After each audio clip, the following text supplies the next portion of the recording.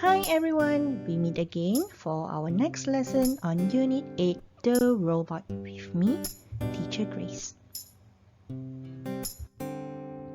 So, for today, we'll be learning the word I can and I can't with some action words, writing some simple sentences using the vocabulary and the grammar that we learned, and completing the exercise in our workbook. Let's start! First, let's talk about the things that you can do. I can. Something that we can do, you can do, I can do, our friends can do, our parents can do. I can read. I can ride a bike. I can write. I can jump. I can walk. I can dance. I can run. I can kick the ball.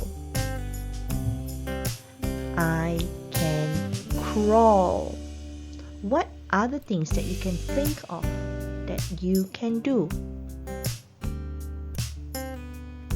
Try to say it in full sentence using I can.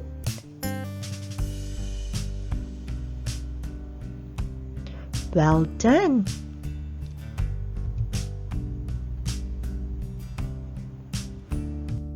So now we're going to look at things that we can't do. Okay, think about something that you cannot do, you can't do. For example, I can't fly. I can't stand on one leg. I can't skip. I can't touch my toes. I can't swim. I can't whistle. These are few things that I cannot do.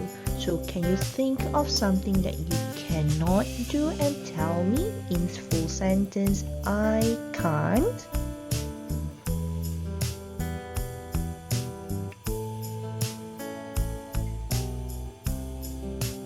Yes, some of you may say, I can't run. I can't sleep. Very good.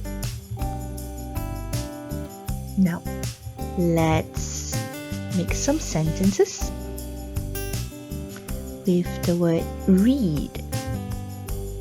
And what clue am I giving you? Is this I can or I can't? You're right. I can read. Good job. Next one. Fly. Make sentences with fly. Look at the clue. So how would we write this sentence? Yes, you're right. I can't fly. Next, jump. What is the clue? So how would the sentence be? Yes, I can jump. Good job. Next, what is the picture showing? Should we start it with I can or I can't? Yes, you're right. You can say it, I can't kick. Or you want to make the sentence longer, I can't kick the ball. Well done. The next sentence that we will be making uses the word whistle, and the clue is,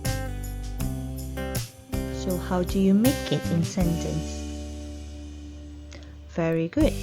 I can whistle. Good job.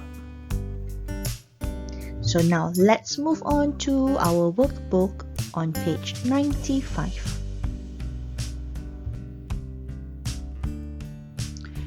Read the sentence and number the picture. The first example is given. I can stand on one leg. Which picture shows that the child can stand on one leg? Yes, you're right. It is this boy over here. He can stand on one leg because of the smiling face. So which picture do you think I can skip? Is it this girl or this boy? Look carefully at the face.